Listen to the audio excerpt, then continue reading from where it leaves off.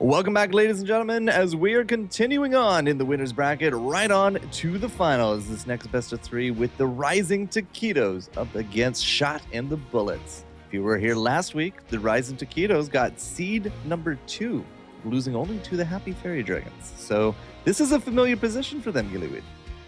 Oh, is it? Well, they've gotten this far last time. We actually had to kill the tournament here last time. But this time we will actually be moving on into a grands, but this is a repeat performance from the Taquitos.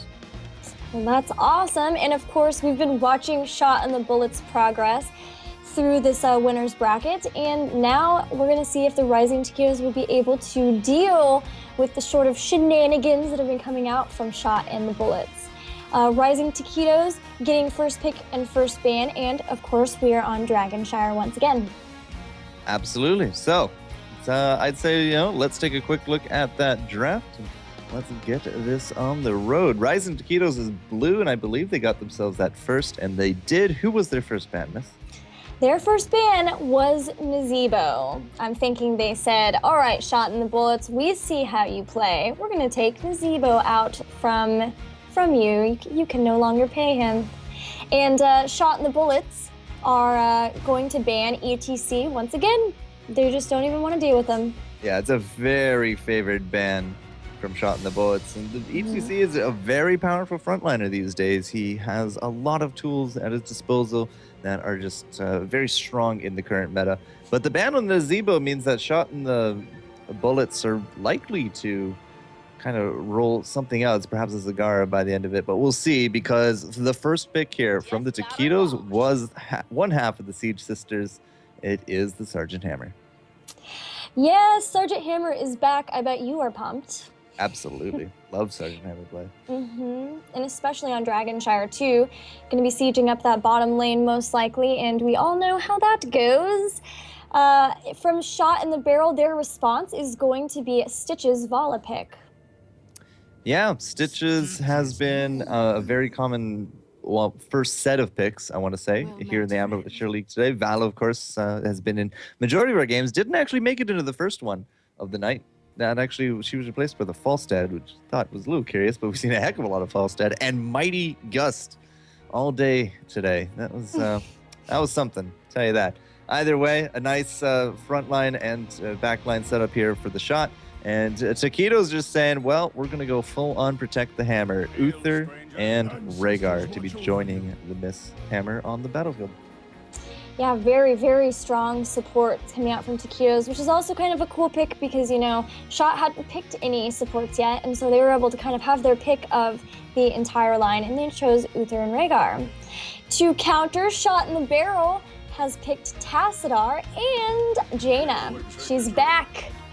She's back. I don't know, man. I haven't really seen a ton of success with her. So far, Shot in the Barrel definitely did. Oh, God, I forgot what Taquitos like the last pick. They did good work with her. We're going to have to see if they can duplicate that. Against a Hammer, she does have the range to help deal with the Hammer, but if she gets jumped on, it could be a sticky situation. But I forgot about the Taquitos and their specialty, because if anybody had watched last week or they had watched the ESL Sunday where the Taquitos played, they would immediately try to guess what this last pick is going to be.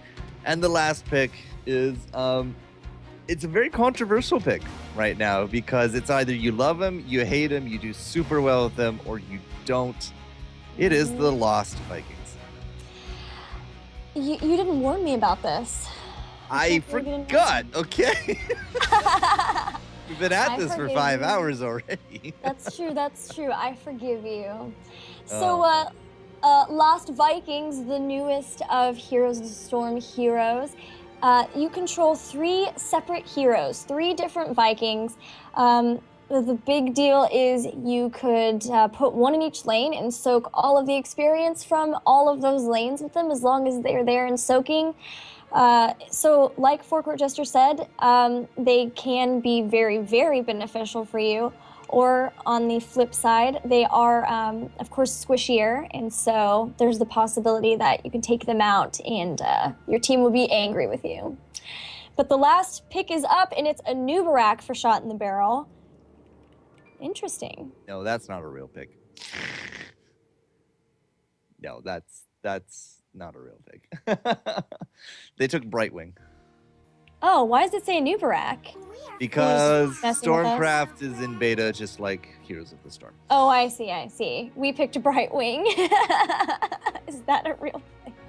All right, so actually, it's Brightwing going to be providing the heals for shot in the barrel as well as the healing, not totem. What's the word? Ward for Tassadar as well. Yeah, healing totem for the Rhaegar, healing ward for Tassadar. The word went straight out my brain. So yeah, what are you thinking looking at these compositions? I have no idea what to think about Taquitos Vikings pick. How did they do last time with it?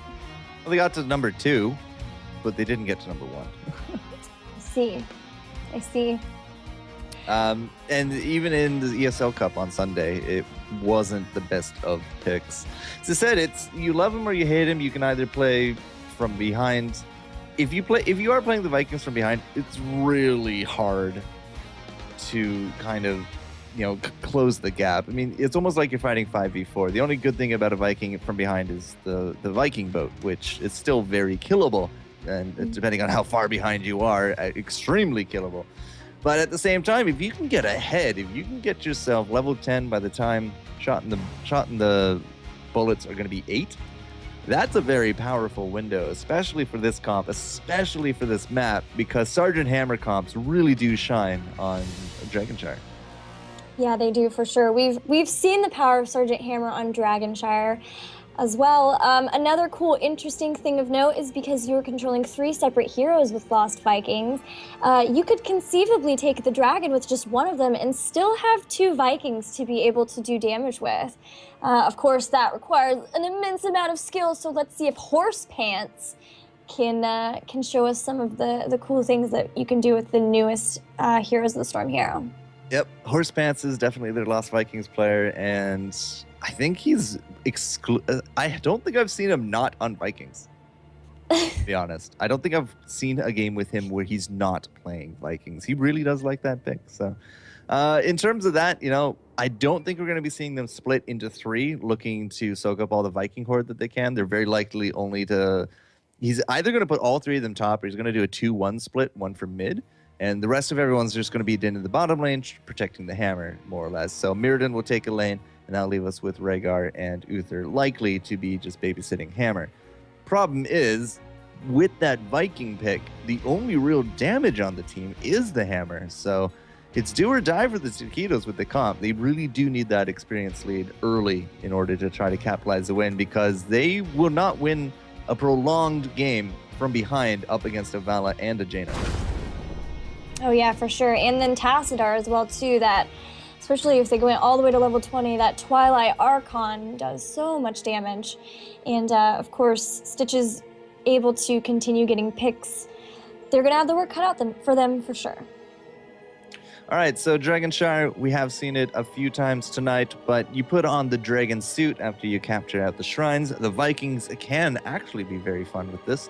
As has been mentioned, you can put 1 on each shrine and then capture the dragon by yourself. Even if you don't do that, even if you do control the shrines, you could easily just start a team fight somewhere and sneak a Viking off and become that dragon, because you can control the dragon and the other 2 independently of each other. It's a really interesting dynamic. We'll have to see what Horse Pants and crew can do, because here on the left-hand side is the Rising Taquitos. Hans, the Horse Pants, the Arise Chicken, Belfray, and Mistakes all showing up here for the first time on stream today. 10 seconds. And of course, on the right-hand red side, we've got Shot in the Bullets once again with AKA Face Visceral Shot Barcode and Base Drop on Stitches. Master Stitches skin, by the way. Yes, King Stitches. Her Majesty. Wow. Her Majesty's corpse, maybe? I don't know. Horse Pants, as I said, he's either going to do a 3 or a 2-1 split, and it does look like he's actually going to be throwing the Olaf into the top with the Mirrodin. Base Drop looking for the blind hook into the bush to see if he can find the Vikings. But Horse Pants, up against a 4-stack is absolutely not going to be able to do anything. But yeah, the shot and the bullets aren't silly enough to kind of leave this hammer comp alone in the bottom lane. Yeah, definitely they will have to be watching Miss Stack's every move while she's laning, or he, but she being Sergeant Hammer is laning because the siege ability is huge for her, and especially in taking out those turrets, which could get that early experience lead, as we mentioned, for them before. Yeah, you can see Mistakes actually now, just sieging up, trying to do those things. And, this protected comp, I don't think anything's really going to happen in this bottom lane. I mean, the only big damage dealers is Vala and Hammer, and they both got 2 support each. So I like to call these things kind of like the wet noodle fights. They're going to be slapping each other around, but nobody really takes big damage out of it. Horsepants is now actually rotating mid. He's going to put Olaf into there and bring down so a little bit of extra pressure with Eric and Baylog. Can't get too close to that Jaina.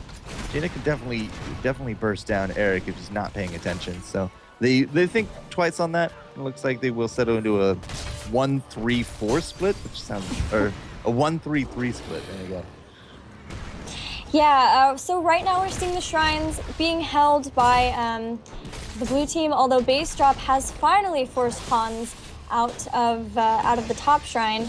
But as we said before, Muradin's healing is far superior. He'll be back there in no time, and Base Drop's going to take off a little bit. So now we've got the split shrines coming down as well. Experience is very even, but AKA Face with the bribe on the Giants is going to put a lot of pressure on the rising Taquitos. Hans at the very tip of that hook, so he gets off of that turret in a quick hurry, but Horsepants is still not giving up on this mid. Shot, however, is not making it easy whatsoever. And, well, unless the Vikings can really bully out this Tassadar, there's no way they're going to get this dragon.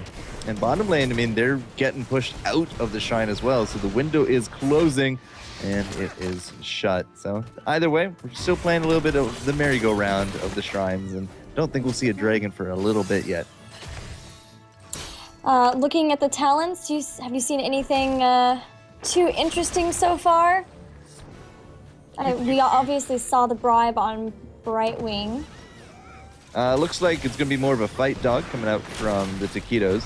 He does have the healing totem and the feral heart. We've been seeing a lot of Farsight today, but a feral heart goes a long way for regeneration, for lane presence, for late game mana issues. It's a fantastic talent, and it's it's not really going to help him here for the skill on top of Visceral, but they don't actually get it. They return the damage there on top of a Rise Chicken. Not quite the first blood yet, but we're still looking for both sides. In terms of the talents, so there's nothing really out of the ordinary. A lot of very standard kind of stuff. We do got Envenom on the Jaina. You don't really see a lot of Envenoms anymore, simply because it got removed off the most popular champion, or the most popular heroes, like Arthas, like Nova, like although I think actually Nova still has it, but we don't see Nova for other reasons. Yeah, but yeah, the removal of it from Arthas was definitely huge. Now Visceral has gone up to try to help Shot with Horsepants, putting on a lot of pressure, and she's going to go back and get some healing, and that means that for just a bit, there will be only 4 heroes for Shot in the Bullets out on the field, but it doesn't look like that in that time, Rising Taquitos will be able to take the Dragon Knight. Down on, what's up? Nope, no, keep going. Oh, okay. Down on bot, though, Sergeant Hammer's getting some excellent sieging in. A Rise Chicken caught out of position. They're trying to keep him up, and he just barely escapes. Whew. That dog, man, we've seen people really picking on Rhaegar's. He barely gets away from Jaina and Vala and Brightwing, and now we're having some contesting going on at this bottom shrine. And that's why you don't ever solo heal with the Rhaegar, at least not in these competitive games. Hero League, Quick League, I do it all the time, but if it came to a competitive match, no. Absolutely not. He's just way too easy to chase down, to burst down, and all that. Good. It was a good protective shield, though, coming out from the Uther, and now still 4-man pressure into this bottom lane. The shots, they're really, really trying to contest all this, and we're still looking for that first dragon. We are level 9 and counting. Horse Pants, nobody's died. Not a single Viking, not a single hero has actually bit the bullets yet. And level 7 talents have been here for a bit, and here comes the heroics. It's a small window for shot in the bullets to use this 10 over their opponents. You can see them now converging into the bottom lane. They will bully them out of this shrine, but they're not going to get a dragon out of it, I don't think.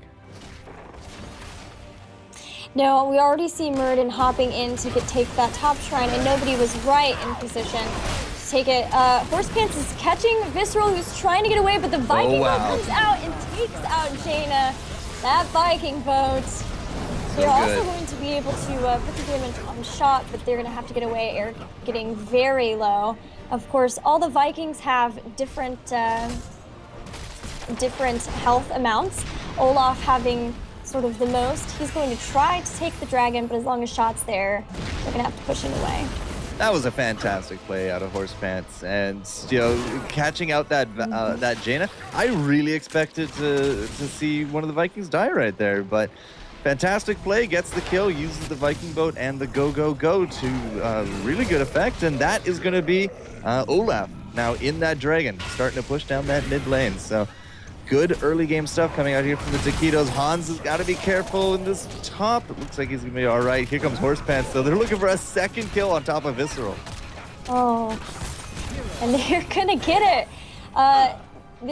It's crazy the amount of pressure that the Vikings can put on heroes, because each Viking only counts as a quarter death. So if they are able to kill Jaina by losing like 1 or even maybe 2, it's still a better trade for them. And then of course not losing any, it's the icing on the cake. Poor Olaf, he's getting bullied out, but a good amount of damage there with the Dragon Knight. They are up about almost at level now between the two teams. Horse Pants do some really good split soaking, got themselves both kills on the team are literally from the Vikings, and I don't think Shot in the Bullets really kind of respected the power that they have. And again, this kind of just accents back towards the commentary. Why don't you see more Jainas? Well, if 2 Vikings can solo her down, that's not saying much for her survivability. But there goes Baylog. He's finally going to be the first kill for the team. We a little bit late there to the longboat, but the longboat will be down, and that's not going to be a hook, not a return kill. Can you actually hook that Viking boat? Because that's just gigantic. I don't even know how a hook could pull that. I'm relatively sure you can't. It's unstoppable, but it will go down in a maw, and it will get hit by a void prison, but I'm pretty sure you can't hook it. Maybe Trixler in the chat or somebody else could actually confirm, but I'm relatively certain you cannot hook it. Trixler, please. Give us some answers. Meanwhile, we're starting the merc phase between the shrines. Everyone just grabbing some mercenaries. Mistakes is down, trying to take those bottom bruisers, trying to get a little bit bigger of a push on bot. We've talked about that bot lane siege some more. They're already ready to start some damage on that fort down there as well. Yeah, there's no gate here for any kind of big protection. Here comes some of those bruisers as well. But, stun on the flip side on top of Visceral, but a great hook on top of Belfray. Looks like he's going to survive.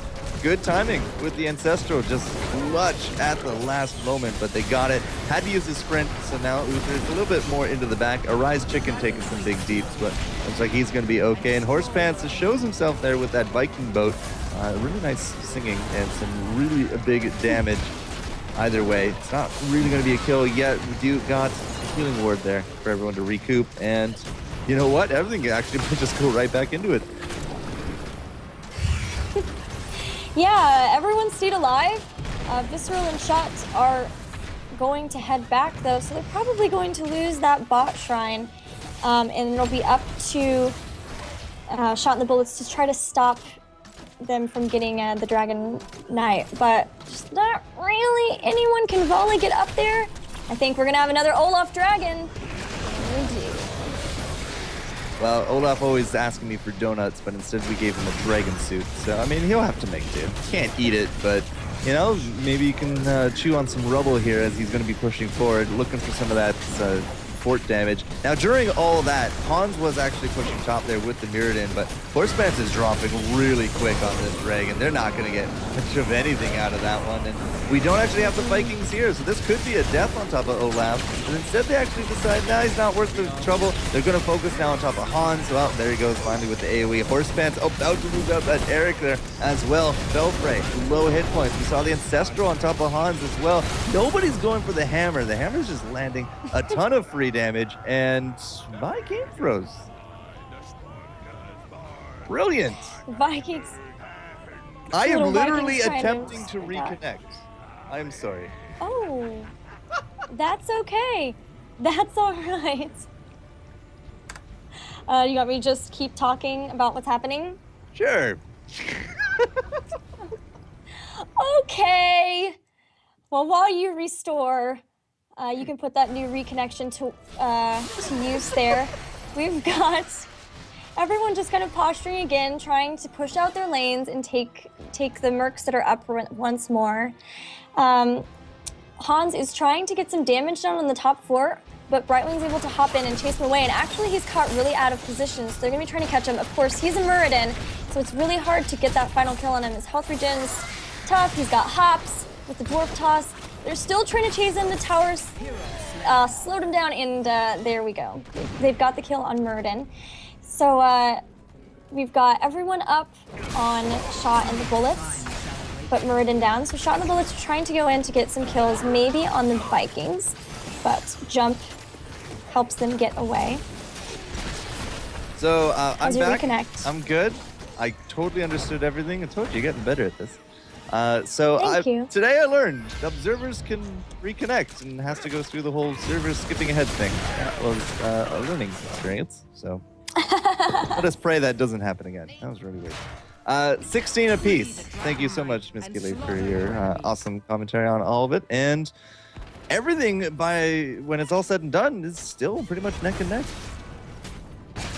Yeah, it's amazing. I'm really proud of Shot the Bullets. Not only have they killed Olaf just now, but they also have done pretty good at keeping up with the experience gain, which is always so scary when you see the Vikings coming out, and especially around the level 13 mark, when they're a little bit behind. Now, Sergeant Hammer has just killed the fort on bottom, which has dumped them a little bit ahead, but so far, you're right. Experience is pretty even, and so are buildings. I'm just looking at the 2-minute preview of me attempting to reconnect. Talk about silly. Are you flailing a little bit? Well, yeah. Really looks weird to see an attempting to reconnect stream. Beta. Those tricks are amazing. All right, head back in the game. 17-16, we do got those talent tiers. This is a little bit of an awkward engage right here by this little corner. So Hans, he's going to jump in over the wall looking for some of those gang ups, but everybody is just so bunched together. The Putrid Bio is actually taking out a lot of damage on top of Horsepants and Hans there, but Ancestral's going to go down. Nobody's dead quite yet. Belfray getting a little bit of help there at the end of it all, but the Viking boat is done. We were looking for the body block from the Horsepants, but there we go. Now we're creating a base drop sandwich. And there's nowhere that you can go out of that one. There goes the jump, and I think the Red's just going to have to back off out of this one. They could not take home a single kill despite everybody being so low on the hit point.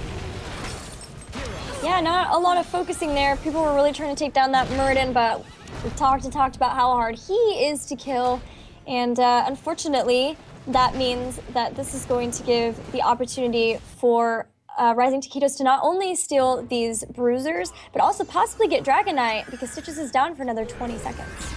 Yeah, that's exactly right. I mean, we're going to have both the blue right there, and look at that. Olaf is in position. He's going to get hit by a Side Storm. But he's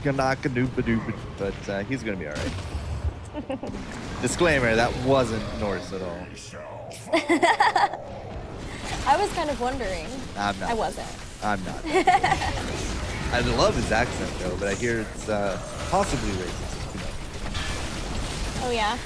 Yeah, I don't know. I'm waiting for an expert to weigh in on that one. I'm not a judge of that character.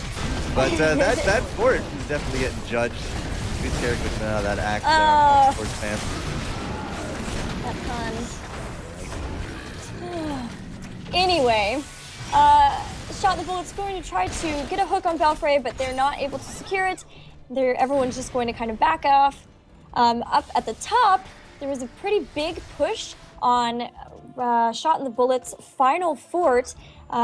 Minions may be able to secure the kill, but for now it's not too bad. A big fight happening in mid. Divine Storm is dropped, but Hans getting the Ancestral Spirit as well. Nobody, again, dying very fast, and the red team is staying away, trying to keep away from everyone, but they are going to be able to secure the Stitches kill, followed by the Jaina. Those Vikings are so aggressive. Even without that body block, they were just able to be right up front, right next to each other, and making it really difficult to engage on anyone else. Horsepants definitely knows what he's doing with the Vikings, and you kind of got to reevaluate the importance of the Vikings when it comes to Horsepants, because he has been putting on a really good clinic. He has 3 total Viking deaths, but he's number 2 on his team for hero damage, trailing the Hammer. Not by a small amount, but it's definitely respectable. His siege damage as well, very on par for his team. So Horsepants, best of Vikings NA right now, at least proven on stream. His experience contribution, I'm not entirely too sure I can measure that. I can just hit tab, duh.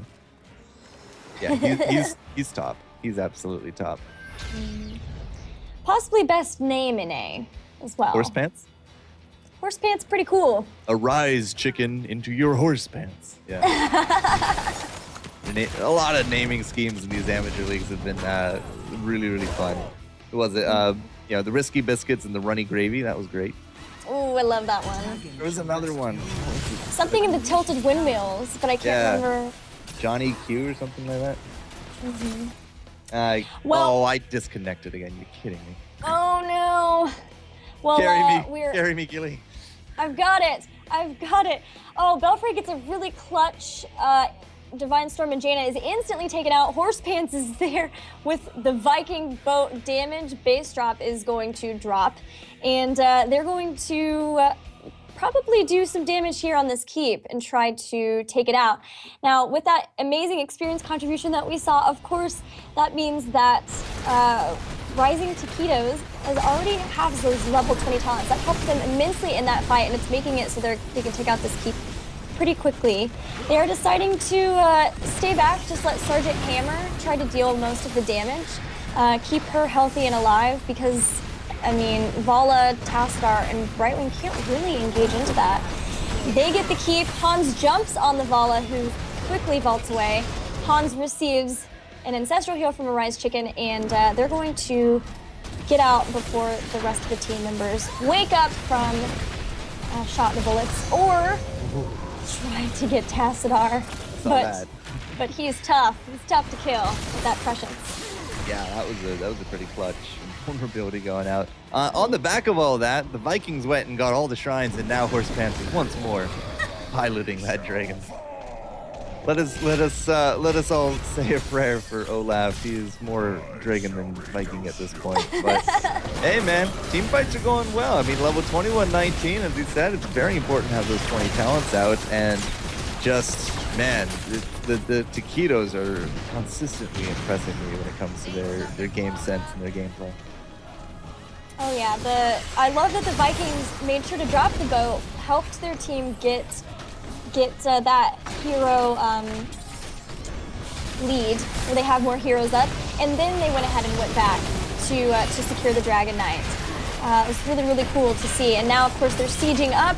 They're taking out the turrets and gate here in mid, and they're going to be probably heading out. We've got a hook on Arise Chicken, but he's able to kind of run away. Now, Divine Storm from Belfray and Jaina. Ugh. The Dragon Knight popping out, Olaf popping out of the Dragon Knight actually pushed Jaina toward the rest of the Rising Taquitos heroes, and that was a very quick Jaina death.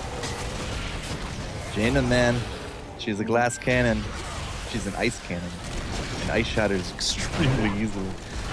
So, yeah, I mean, how many times has she actually gone down now? Where is Jaina? Jaina's died 6. 0, 0, 0, 6. 3 for the kill counters on the shot and the bullets. It's yeah, it's a little different, right? They're really making it a point to target that Jaina before she can really start to do a lot of frost damage and take out anybody. But now, once again, Valkyrie getting a Divine Storm shot. Tassadar, though, is pushing into everyone else, but has to leave back, and this time disguise. Tassadar and Vala are down, but Jaina's back up. They're still trying to get this middle keep. Sergeant Hammer is sieged up, and now, once again, Rising Taquitos are just going to step back. Or are they going to win in the game? I don't even know anymore. It's very likely they're going to push it. They got mistakes. Now, we've been talking a heck of a lot about these Vikings, right? But remember, this is a Protect the Hammer comp. Have we ever seen Hammer even in danger? No, I mean, the Vikings are so good at staying in like a line in front of them. It's impossible to even try to get to that Hammer. We saw Tassadar this one time actually dimensional shift over in and try to maybe get close to the Hammer and do something with the Archon, but still, he just instantly got taken out. So, the ultimate protector of Sergeant Hammer might be those Vikings. Now, Visceral is actually going to head up. Can Visceral 1v1 Eric? That is the question. Doesn't actually seem to need to, but we're not actually on the ball in terms of synchronizing these. There's nobody mid to actually pick up the dragons, so it's not quite going to be that quick Dragon Knight. Instead, you can actually see the Vikings have been soloing off some of these mercs. Something you can do with Vikings, almost at any point in the game, is you can go and solo merc. If you can juggle the hit points back and forth, use the regeneration from the Olaf to just get that hit points back. Arise Chicken is actually going to be the big target here for the hook from base drop, but unfortunately there's no follow-up. In fact, it's going to be Hans who's setting it up. That's going to be a Divine Storm. He rewinds, jumps in again, shot with Depressions, has hit already the dimensional shift, but now he's going to come back interior here with that Archon. We got the boat going. Hans is still on the front lines, not going down. So much healing coming out from the Taquitos, but so much damage as well. Once again, nobody's touching the Hammer. The Viking boat got off a full duration. They can't kill it. AKA Face not looking so good. He has to blink heal. The safety Horse Pants is on top of him like bread and butter. And I'm not entirely too sure Brightwing's going to get out of this one. No, not with that stun. Not from Hans. Visceral is actually going to be some big danger here as well. He's forced to pull out. And, once again, a very convincing team fight, and very likely an Olaf Dragon's about to be served up. That Olaf, he has the pajama skin, but I'm thinking he likes the Dragon Knight skin even a bit more. Yeah, if you're not doing Viking pajamas or Master, then you're not doing anything.